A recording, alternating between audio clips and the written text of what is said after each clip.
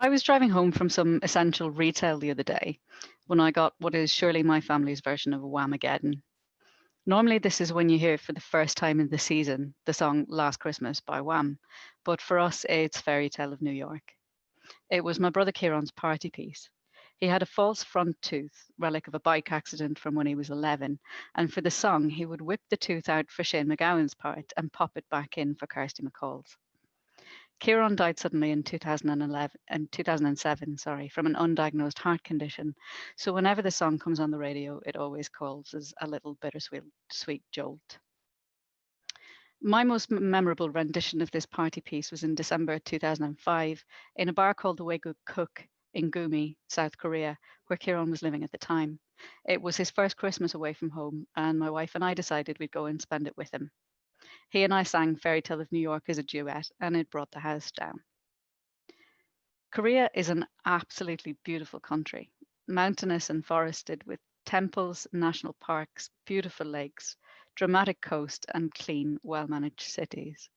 It was an excellent place for a holiday, and someday I'll have to go back when it's not freezing the balls off a brass monkey. We went in the middle of December, and for most of our time there, it was about -10. Beautiful, sunny, and bright, but freezing. We spent a couple of days in Gumi adjusting to the jet lag and planned to travel on the days my brother was working. And then when he had his holidays, we would go to Seoul together for a few days. My wife Maha planned a couple of adventures for us on our traveling days. One involved taking a hop on, hop off ferry from a small town through a lake where we could disembark at various locations and go for walks, including around a fairly spectacular waterfall, finishing up at Danyang at the other end of the lake where we could catch a bus back to Gumi. I did mention that it was really cold and that our seasickness means that we both have to be outside at the very front, standing at the rail with our eyes fixed on the horizon in order for the whole experience not to end in a load of vomit. But she made it very clear that the magic of the environment would make it entirely worthwhile having to be removed from the ferry with the assistance of a blowtorch. So we went. The full story of that single day takes more than 10 minutes to tell, but suffice it to say that ferries don't run when the lake is partially frozen. We ended up busing to a park and going for a walk and then continuing on to Danyang by bus. The town itself is on a bend in the river and the views from the bridge are absolutely glorious. We tried to walk across the bridge to take some photos, but we only made it a few hundred meters when the cold wind forced us back. The wind chill was absolutely fierce. We looked in at the bus station and it wasn't a great place to wait. There was a single solid fuel stove in the middle of a big hall with doors to bus bays opening and closing every few seconds, and it didn't look like it had any options for food. So we went to try and find something to eat. We were in a strange town with very little signage in Latin script. Everywhere else we'd been by this point either had some sign in English, or at least some signs in Latin script, and we knew the word for beer. Apart from that, I had a vocabulary that stretched to hello, I'm Irish, please, thank you, goodbye. We were hungry and cold, and we couldn't tell from looking at the signs whether they said beer, toilet, hardware, yes, we serve horse, not a clue. We went into one small convenience store and bought some crisps to take back to the bus station. On the way back, we saw a sign that had a picture of two coffee cups on it. One of them had a little flower in it. Thank the Lord, I thought. Hot coffee. We went down the stairs to a dark basement room with bench seating. There was a coffee pot on the counter. When we walked in, one of the women behind the counter elbowed the other in the ribs as they gawped at us.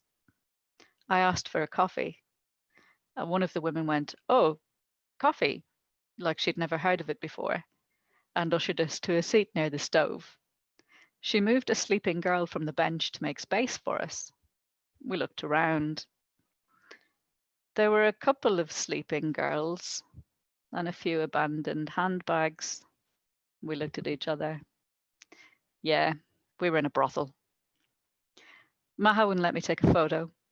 I wouldn't let us leave, at least until we drank the awful coffee and thawed out a little bit. We went back to the bus station and asked for bus tickets to Gumi. The girl handed them to us and told us, for Gumi, change at Gyeongju. I said thanks and went to have a look at the map. Gyeongju or Gyeongju or Gyeongju. This could be 3 towns. We went back to the desk. I asked the nice girl, which Gyeongju do we need to go to? She said, yes, for Gumi, change at Gyeongju. I said, yes. Which Gyeongju? Yes, she said, for Gumi, change at Gyeongju.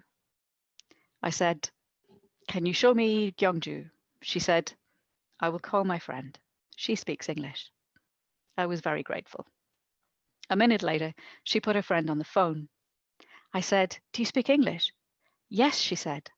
My friend says, for Gumi, you have to change at Gyeongju. Thanks, I said. Which Gyeongju is that? Yes, she said. For Gumi, change at Gyeongju. We gave up. Freezing, hungry, and with no idea how we were going to get home, we went back to the solid fuel heater and opened our crisps. To my utter disgust, they were sweet. We must have looked completely dejected because a little man came up to us and started chatting away. I didn't understand a word, so I said the only thing I knew how to say. Hello, I'm Irish. My name is Sinead.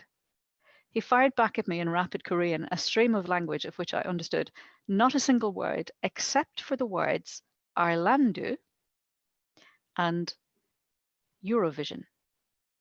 He looked utterly delighted. A tall bus driver was striding across the bus station. The little man called him over and he said a lot of words. Again, the only one of which I recognized was Arlandu. Ah, Arlandu, said the bus driver. Blah, blah, blah, blah, blah, blah, blah. Eurovision. And walked off. What the fuck is this? I thought. I felt like we'd fallen into some kind of parallel universe.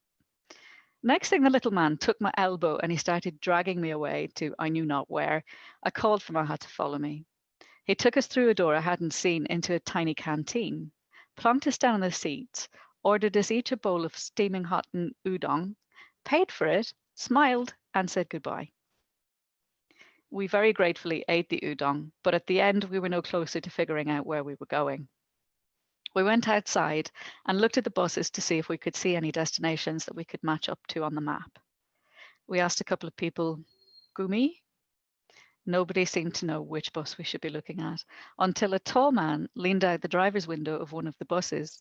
It was our Eurovision loving friend, the tall bus driver. He said, Gumi, that bus. Change at Gyeongju. And that's how Ireland's connection with the Eurovision helped us find the right bus connection 5,500 miles from home. Fantastic. Thanks very much, Sinead. Sinead, Maha here beside me. oh, hey, Maha. Sinead, were you a big fan of Eurovision previous to going to Korea? Funnily enough, Padraig, no, I I wasn't. was, but you weren't. No, it was the Well, most random thing I've ever come across in my life. and have you found out? Like, did Kieran tell you? Is it a big thing over No, there? no, Oh, he was as surprised by the story as anybody else. Yeah, so you literally might no have bumped idea. into the only two Eurovision Song Contest fans that exist in South Korea. It's entirely possible. But hey, Wow. if Australia can be in the Eurovision, I don't see why Korea can't be. Yeah, and Azerbaijan, of course. And that's Yeah, about obviously, yeah. yeah.